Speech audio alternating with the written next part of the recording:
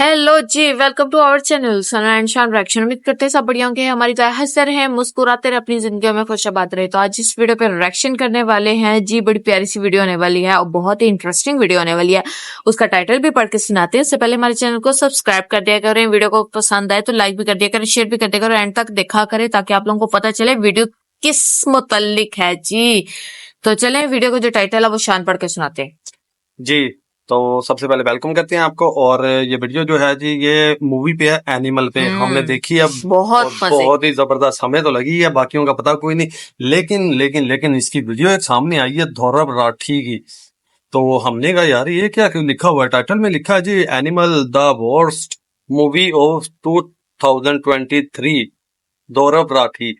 ये फजूल और घटिया मूवी है 2023 की। ये नहीं समझ आएगी कि हमें तो बहुत पसंद है और हम बेसब्री से हमें इंतजार है इसके सेकंड पार्ट का। ये जो धौरब राठी है ना, ये पॉइंट निकाल लेता है वीडियो में से। ये तो अब देखेंगे तो पता लगेगा ना इस वीडियो का क्या है पर्पस, ये जो बनाई है उन्होंने। और कहा है कि सबसे 2023 की सबसे फजूल तरीन मूवी है। टाइटल तो अब यही है। ये तो वीडियो देख के देखेंगे फिर पता लगेगा। चलिए जी, वीडियो को प्ले करते हैं और देते हैं अपना रिएक्शन। उसके बाद देंगे अपना रिव्यू कि हमें वीडियो कैसी लगी। तो चलें, लेट्स गो। नमस्कार दोस्तों। एक लड़का जिसे अपने पिता का प्यार नहीं मिलता, या तो उसका पिता उसकी जिंदगी से एब्सेंट रहता है या फिर उसके साथ बड़ी सख्ती से पेश आता है। इसकी वजह से बच्चे के अंदर साइकोलॉजिकल प्रॉब्लम्स डेवलप हो जाती हैं और जब वो बच्चा बड़ा होता है तो ये प्रॉब्लम्स बहुत सीरियस बन जाती हैं। ये कोई काल्पनिक कहानी नहीं है, बल्कि कई रिसर्च पेपर्स ने इस चीज को साबित किया है दोस्तों। कई स्टडीज दिखाती हैं पिता का एब्सेंट होना बच्चे का सेल्फ कॉन्फिडेंस कम कर देता है। दूसरी कुछ स्टडीज दिखाती हैं हार्श पेरेंटिंग यानी बच्चों के साथ सख्ती से पेश आना उनके अंदर एग्रेसिव बिहेवियर जगा सकता है। आप शायद सोचोगे कि यार हार्श पेरेंटिंग तो बड़ी कॉमन चीज है, ये कैसे हो सकता है? मैं कहूंगा कि अपने आसपास देखो, लो सेल्फ कॉन्फिडेंस होना और एग्रेसिव बिहेवियर होना ये भी बड़ी कॉमन चीजें हैं लोगों में। इतना ही नहीं, कई रिसर्च पेपर्स तो ये भी दिखाते हैं कि एक केयरिंग फादर का ना होना एक कंट्रीब्यूटिंग फैक्टर बन सकता है किसी के क्रिमिनल बनने में। अब ये सोचकर देखो दोस्तों, ऐसे सेंसिटिव टॉपिक पर अगर कोई फिल्म बनाए तो सोचने की जरूरत नहीं, क्योंकि एक मास्टरपीस फिल्म हमारे सामने ऑलरेडी एग्जिस्ट करती है। नहीं, उसकी बात नहीं कर रहा मैं बात कर रहा हूं द व्हाइट रिबन की।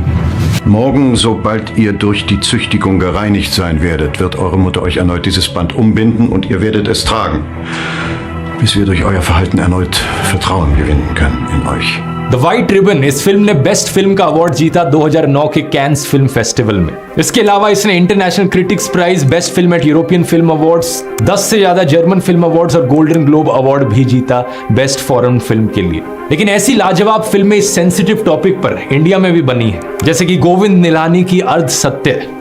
भाड़ में गया आपका हुक्म। मैं क्या आपकी बीवी हूं? मैं अपनी मर्जी से जीता हूं, किसी और की मर्जी का गुलाम नहीं हूं मैं। ये बात ध्यान में रखकर बात कीजिए। या फिर विक्रमादित्य मोटवाने की उड़ान फिल्म।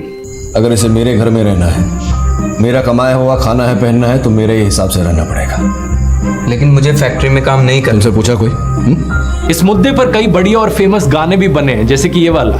इसके लिरिक्स में कहा गया है, बच्चे पैदा करना तो लोगों को आता है, लेकिन पापा बनना उन्हें नहीं आता। अब इमेजिन करके देखो दोस्तों, अगर इसी सेंसिटिव कॉन्सेप्ट को कोई इनसेंसिटिव डायरेक्टर उठा ले, एक ऐसा डायरेक्टर जिसने रिग्रेसिव और माइसोजिनिस्टिक फिल्म बनाई है कबीर सिंह जैसी, फिर क्या होगा? ये भी चीज हमें इमेजिन करने की जरूरत नहीं, क्योंकि इसका नतीजा होगा ये एनिमल फिल्म।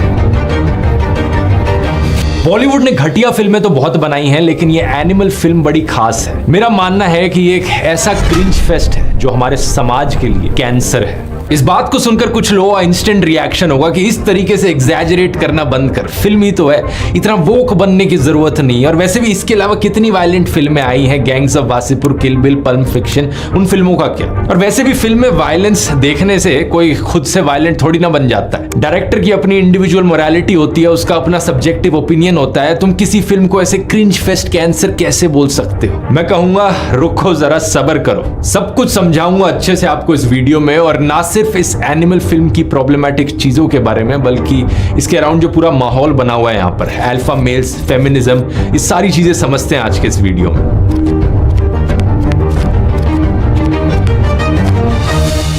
दोस्तों मुझे यकीन है आपको याद होगा निर्भया केस के बारे में, 2012 का वो केस जिसकी खबर सुनकर पूरा देश शॉक्ड रह गया था। उस वक्त एक महिला थी मधुमिता पांडे नाम से, जो अपनी मास्टर्स की डिग्री कंप्लीट कर रही थी क्लिनिकल साइकोलॉजी में। एक सवाल उनको बड़ा सता रहा था, कोई भी इंसान ऐसा घिनौना काम कैसे कर सकता है। उन्होंने सोचा इस सवाल का जवाब ढूंढने के लिए क्यों ना ऐसे लोगों से खुद जाकर बात करी जाए जो ये काम करते हैं, क्यों ना तिहाड़ जेल के कैदियों से बात करके एक सर्वे किया जाए। इसी के चलते उन्होंने जाकर बात करी 122 कन्विक्टेड रेपिस्ट और 65 कन्विक्टेड मर्डरर्स से जेल में। बात करते वक्त इन्होंने एक बड़ा क्लियर डिफरेंस देखा। जो मर्डरर्स थे, ज्यादातर मर्डरर्स में कुछ हद तक रिग्रेट की फीलिंग थी। उन्हें अफसोस था कि उन्होंने किसी की जिंदगी तबाह कर दी है।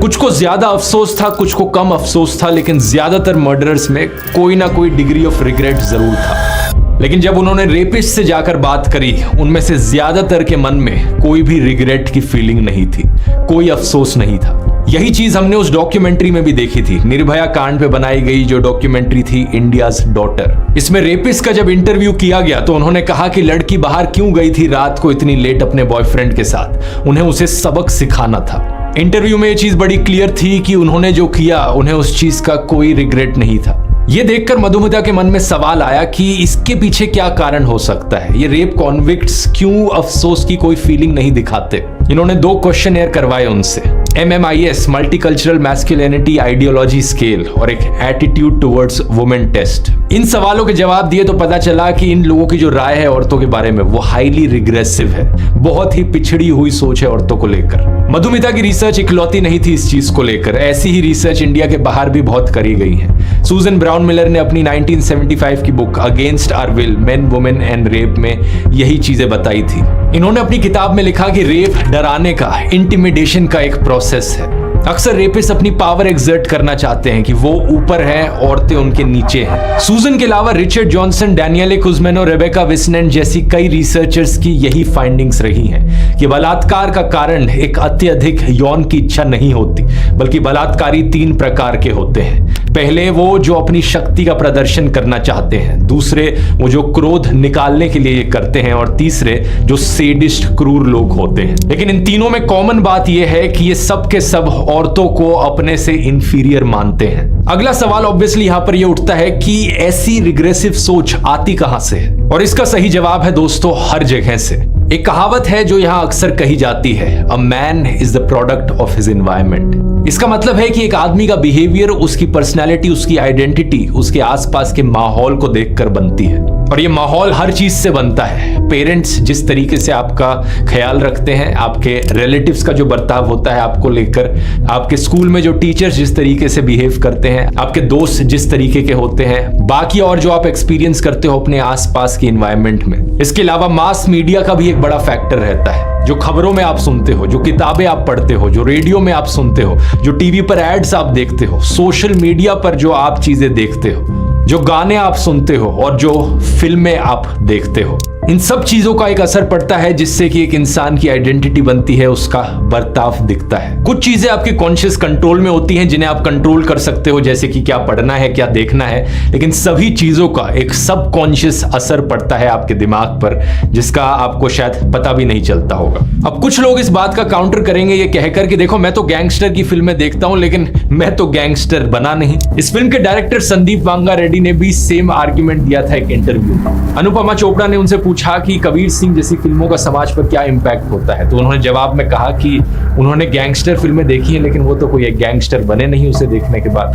I grew up watching Gang Leader, Ramaguru, Parinda, Ramlakhan, Teza, and me and my brother never became gangsters after watching Parinda. अब देखो दोस्तों वही बात है, जैसे कुछ लोग कहते हैं ना कि देखो मैं तो डीप फ्राइड छोले भटूरे खाता हूं जिससे कि हार्ट अटैक का रिस्क बढ़ जाता है, कोलेस्ट्रॉल खराब हो जाता है, लेकिन मैं तो अभी जिंदा हूं, मुझे तो कोई हार्ट अटैक हुआ नहीं। पॉइंट यहां पर यह कि एक plate deep fried chole bhature खाने से किसी को हार्ट अटैक नहीं आएगा, लेकिन दिन प्रतिदिन, हफ्ते भर हफ्ते, साल भर साल अगर डीप फ्राइड चीजें खाते रहोगे तो जरूर किसी दिन हार्ट अटैक आ सकता है, और हार्ट अटैक का रिस्क बहुत ज्यादा बढ़ जाएगा अगर हार्ट अटैक नहीं भी आया तो। सिमिलरली अगर कोई कहता है कि मैं तो देखो 1 घंटे के लिए जिम होके आया आज, लेकिन मेरा वेट तो कम हुआ नहीं, यहां बदलाव आता है छोटे छोटे इंक्रीमेंटल चेंजेस से। बूंद बूंद से ही पूरा सागर बनता है। सेम चीज फिल्मों के बारे में भी कही जा सकती है। एक गैंगस्टर की फिल्म देखकर कोई गैंगस्टर नहीं बन जाता, ना ही कोई एक अच्छी फिल्म देखकर महात्मा बन जाता है। लेकिन छोटा छोटा इंक्रीमेंटल चेंज जो आता है वो एड अप होता चले जाता है जिंदगी में, चाहे वो पॉजिटिव हो या नेगेटिव हो। वेट लॉस वाले वीडियो में मैंने ढेर सारे अलग अलग फैक्टर्स की बात करी थी, diet, exercise, sleep,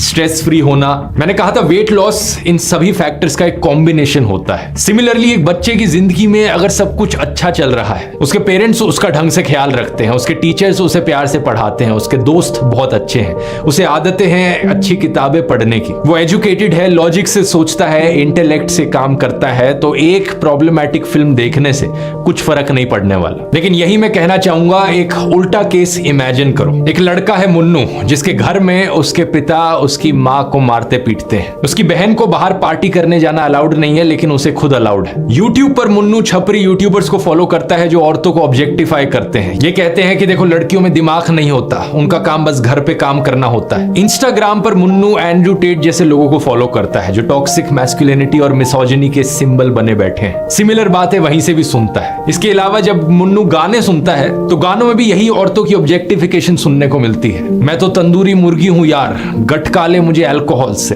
Honey Singh के गाने, कभी लिरिक्स पर ध्यान दिया है? मैं हूं वुमेनाइजर, मुझसे अकेले में मत मिल। सिलिकॉन वाली लड़की को मैं पकड़ता नहीं, ब्राउन गर्ल से मेरा दिल भरता नहीं। मैं हूं शेर, घास चरता नहीं। तू है जानता मैं हूं शिकारी, तुझे खा जाऊंगा सारी की सारी। मुझे लिरिक्स बोलते हुए भी अजीब सा लग रहा है। यूनिसेफ ने अमेरिकन साइकोलॉजिकल एसोसिएशन की एक रिपोर्ट पब्लिश करी थी जिसमें बताया कि कैसे मास मीडिया में औरतों की ऑब्जेक्टिफिकेशन उनके खिलाफ वायलेंस का कारण बन जाती है। फिर मुन्नू जब अपने घर में होता है तो पीछे बैकग्राउंड में न्यूज चैनल्स चल रहे होते हैं। वहां वो किसी पॉलिटिशियन को कहते हुए सुनता है कि लड़कों से गलतियां हो जाती हैं, लड़कियों को छोटे कपड़े नहीं पहनने चाहिए, लड़कियों को रात में घर से बाहर नहीं निकलना चाहिए। फिर टीवी पर बीच में जब एड्स आती हैं तो उन एड्स में भी यही औरतों की ऑब्जेक्टिफिकेशन दिखाई जाती है। एक परफ्यूम की एड जिसमें एक लड़की आ रही है और 4 लड़के कहते हैं कि एक एक शॉट लें, लड़की घबरा जाती है और फिर दिखाया जाता है कि ये तो परफ्यूम की बात कर रहे हैं। और इन सब चीजों के बाद जब मुन्नू सिनेमा हॉल में कोई फिल्म देखने जाता है तो उसे एनिमल जैसी फिल्म देखने को मिलती है। एक ऐसी फिल्म जिसमें प्रोटैगनिस्ट अपनी पत्नी का हाथ मरोड़ देता है, कभी गला पकड़ लेता है, कभी उस पर बंदूक तान देता है। कुछ लोग कह रहे हैं कि इसमें कौन सी बड़ी बात है, उसकी पत्नी ने भी तो उसको थप्पड़ मारा।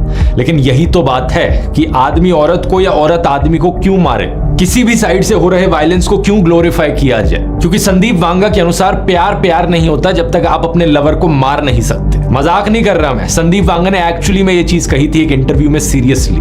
When you are deeply in love, if you don't have the liberty of slapping each other, then I don't see anything there. Film में रणविजय इतने मास मर्डर करता है लेकिन उसकी पत्नी गीतांजलि कभी उसे छोड़ने का नहीं कहती। लेकिन जब वो एक्स्ट्रा मैरिटल अफेयर कर लेता है तो वो रणविजय को कहती है कि उस लड़की को जाकर मार दे। पागल हो गया तू, इलाज करा ले अपना। रणविजय को फिल्म में एक बेटी का बाप दिखाया है लेकिन उसके बावजूद वो मेंस्ट्रुएशन के डिस्कम्फर्ट का मजाक उड़ाता है। अपनी वाइफ को कहता है कि ये मर्दों की दुनिया है। अपनी लवर को कहता है कि मुझसे मोहब्बत है तो मेरा जूता चाट कर दिखा। फिल्म में दिखाया गया है कि ये बंदा डैडी इश्यूज से सफर कर रहा है, इसे अपने बाप का प्यार नहीं मिला। लेकिन यही रणविजय अपने बच्चों को सेम तरीके से इग्नोर करता है। अब इन सारी चीजों को फिर भी कुछ हद तक जस्टिफाई किया जा सकता था अगर फिल्म में दिखाया जाता कि ये एक मेंटली इल इंसान था और बाद में इसका हृदय परिवर्तन हो गया। लेकिन ऐसा कुछ भी नहीं है। फिल्म के आखिर में कोई रिडेम्पशन नहीं दिखाई गई है। रणबीर कपूर की एक्टिंग में कुछ भी ऐसा नहीं है जिसे देखकर लग सके कि ये एक मेंटली इल इंसान था। इसलिए ये सब मिसोजिनी और टॉक्सिक मैस्कुलिनिटी एक प्रवचन की तरह दी जाती है। फिल्म का हीरो कुछ ऐसा है जो ये सारी चीजें करता है और पूरे कॉन्फिडेंस के साथ अपने आप को जैसे अल्फा मेल की तरह दिखाया जा रहा हो। मुन्नू की जिंदगी में पूरा माहौल ही ऐसा है। हर जगह रिग्रेसिव व्यूज, औरतों की ऑब्जेक्टिफिकेशन, औरतों को गलत तरीके से ट्रीट किया जाना। और इसके बाद कोई कहता है कि एक फिल्म से क्या फर्क पड़ता है। एक फिल्म से फर्क नहीं पड़ता, पूरा का पूरा माहौल ही यहाँ पर बिगड़ा हुआ है और इस माहौल को बरकरार रखने का काम कर रही हैं ऐसी फिल्में। इसलिए मैं कहता हूं कि एनिमल जैसी फिल्में समाज के लिए कैंसर है। ये चीज तो वैसे आपको फिल्म का पोस्टर देखकर ही पता लग जानी चाहिए। जब फिल्म का हीरो यहाँ पर कैंसर को प्रमोट करेगा स्मोक करते हुए, तो और क्या एक्सपेक्ट कर सकते हो। जिस दिन ये फिल्म रिलीज हुई थी उस दिन एक और फिल्म रिलीज हुई थी सिनेमा हॉल्स में, सैम बहादुर, हमारे फील्ड मार्शल सैम मानेकशॉ के ऊपर। दोनों फिल्मों के हीरोज में कॉन्ट्रास्ट देखो कितना बड़ा है यहाँ पर। सैम बहादुर एक ऐसे जाबाज असल जिंदगी के हीरो जो देश के लिए लड़े, इंसानियत के लिए लड़े। इन्होंने बांग्लादेश में हो रहे एक भयंकर जेनोसाइड पर रोक लगाई। खुद ही सोचकर देखो, मैस्कुलिनिटी का सिंबल यहाँ पर सैम बहादुर जैसे लोगों को होना चाहिए या फिर कबीर सिंह या रणविजय जैसे कैरेक्टर्स को। इनकी जिंदगी के बारे में आप और जानना चाहते हैं तो कुकू कुकू एफएम पर एक बढ़िया ऑडियो बुक है 12 एपिसोड्स की, फील्ड मार्शल सैम मानेकशॉ इन हिंदी। कुकू एफएम एक बेहतरीन ऑडियो लर्निंग का प्लेटफॉर्म है जहां पर आपको ढेर सारी ऑडियो बुक्स मिलेंगी, history, geopolitics, fiction, mythology, almost हर तरह के टॉपिक्स पर। अगर आपने अभी तक कुकू एफएम को ज्वाइन नहीं किया है तो नीचे डिस्क्रिप्शन में जाकर चेकआउट करिए, जहां पर आपको 50% ऑफ का एक कूपन कोड भी मिलेगा। अब टॉपिक पर वापस आते हैं। अच्छा, इस फिल्म की कहानी पर आए तो कई साल पहले मारियो पुजो ने एक नॉवल लिखी थी द गॉडफादर नाम से। Famous director Francis Ford Coppola ने इस एक किताब पर 3 फिल्में बनाई गॉडफादर के नाम से, जो बड़ी हिट हुई। लेकिन उसके बाद से इसे कितनी ही इंडियन फिल्मों ने कॉपी किया है। धर्मात्मा, नायकन, दयावान, आतंक ही आतंक, सरकार, मलिक और अब एनिमल भी। ये फिल्म कितनी ओरिजिनल है और कितनी कॉपीड है आप खुद ही डिसाइड कर सकते हो। गॉडफादर का जो प्लॉट है उसमें एक गैंगस्टर होता है वीटो नाम से, जो अपना बिजनेस एम्पायर चला रहा होता है। उसका छोटा बेटा माइकल उससे बाहर रहता है अमेरिका में, लेकिन जब एक असैसिनेशन अटेम्प्ट किया जाता है वीटो के ऊपर तो माइकल वापस लौटता है और इस गैंग को ज्वाइन करता है। उसे देखकर पता चलता है कि उसके बहन के हस्बैंड कार्लो एक गद्दार हैं, तो वो कार्लो को मरवा देता है और उसके बाद वो बाकी गैंग्स के साथ लड़ने लग जाता है। गॉडफादर जो फिल्म थी वो गैंगस्टर जॉनरा की थी, लेकिन संदीप वांगा रेड्डी ने सोचा कि मुझे एक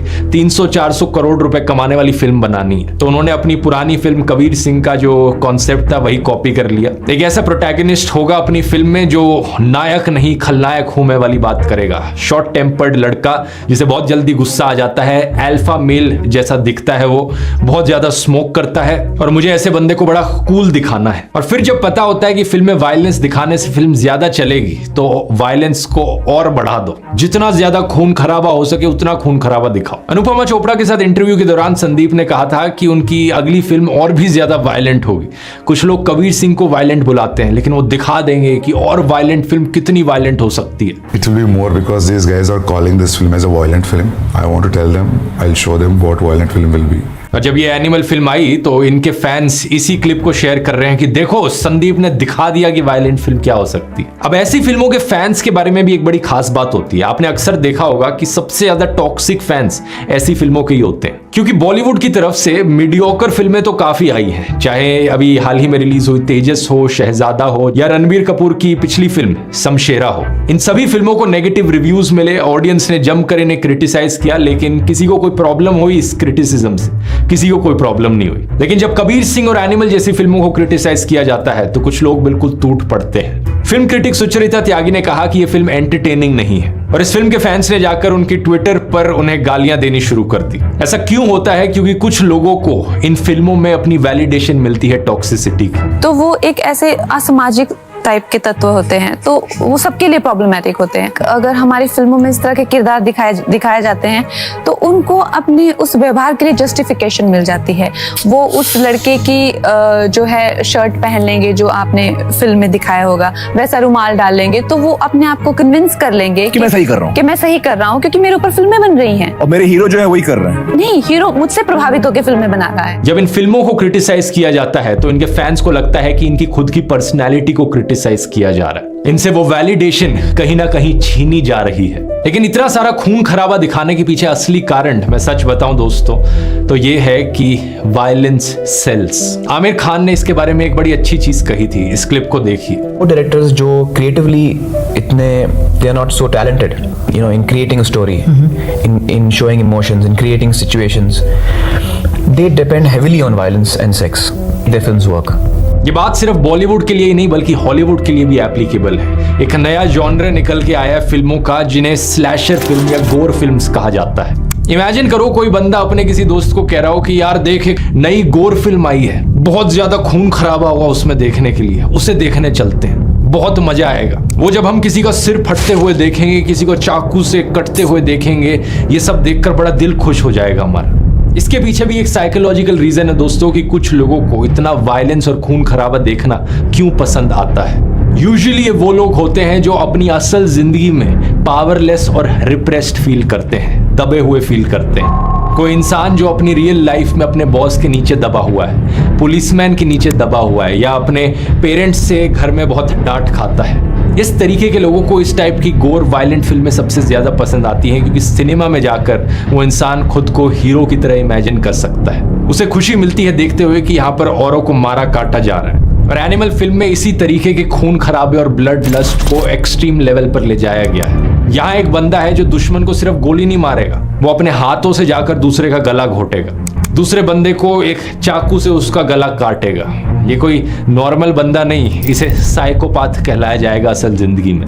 और फिल्म के डायरेक्टर्स ऐसे सीन्स को ग्लैमराइज करते हैं, स्टाइलिश तरीके से दिखाते हैं। इसका नतीजा ये हुआ कि 15 मिनट लंबा कंटिन्यूस सीक्वेंस जिसमें भरपूर खून खराबा दिखाया जा रहा है। किसी ने ट्विटर पर सही कहा इस फिल्म के बारे में, ये film for the animals, of the animals और बाय द एनिमल्स है। अब आमतौर पर कोई भी नॉर्मल इंसान ऐसे कैरेक्टर को देखकर कहेगा कि कोई ना कोई साइकोलॉजिकल प्रॉब्लम है, इसे ये मेंटली इल है। लेकिन फिल्म में जब ये सीन आता है और ये कैरेक्टर साइकोथेरेपिस्ट के पास जाता है तो उस बात को डिसमिस कर देता है। ऑडियंस को इतनी सीरियसनेस दिखाकर टाइम वेस्ट नहीं करना, एक के बाद एक सीन होना चाहिए जिसमें खून खराबा हो। जैसा आमिर खान ने कहा था, जो चीफ डायरेक्टर्स होते हैं उनके पास कुछ और दिखाने के लिए नहीं होता, तो पैसे कमाने के लिए जितना ज्यादा ये सब हो सके वही दिखाते रहते हैं। क्योंकि सच बात पता है क्या, फिल्में ऐसी भी बनाई जा सकती हैं जिसमें वायलेंस दिखाया गया हो लेकिन उसे ग्लैमराइज ना किया जाए, उसे स्टाइलिश तरीके से ना दिखाया जाए, बल्कि ऐसा दिखाया जाए कि असल जिंदगी में ये वायलेंस होता है और इसका इतना बुरा इंपैक्ट पड़ता है लोगों पर।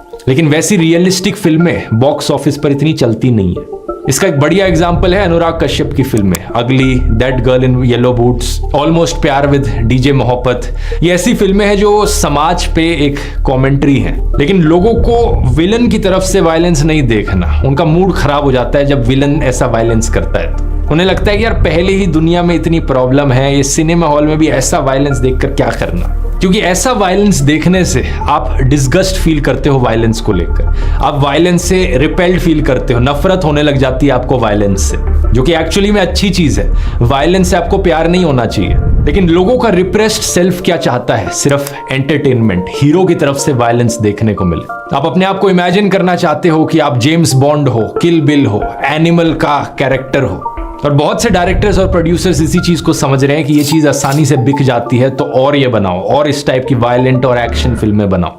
नतीजा ये हो रहा है कि ऑलमोस्ट हर बड़े बजट की जो फिल्म आ रही है उसमें भरपूर एक्शन और वायलेंस देखने को मिलता है। एक फिल्म क्रिटिक ने अपने एनिमल के रिव्यू में कहा, हम साथ साथ है का टाइम गया, पब्लिक को अब एनिमल चाहिए। ये बड़े अफसोस की बात है, क्योंकि हम साथ साथ हैं एक हार्ट वार्मिंग फैमिली ड्रामा है जो रामायण से इंस्पायर्ड है। एक ऐसी फिल्म जो पूरा परिवार साथ में देख सकता है, एक ऐसी फिल्म जो दिल तक पहुंचती है और एक अच्छा पॉजिटिव मैसेज देती है समाज को।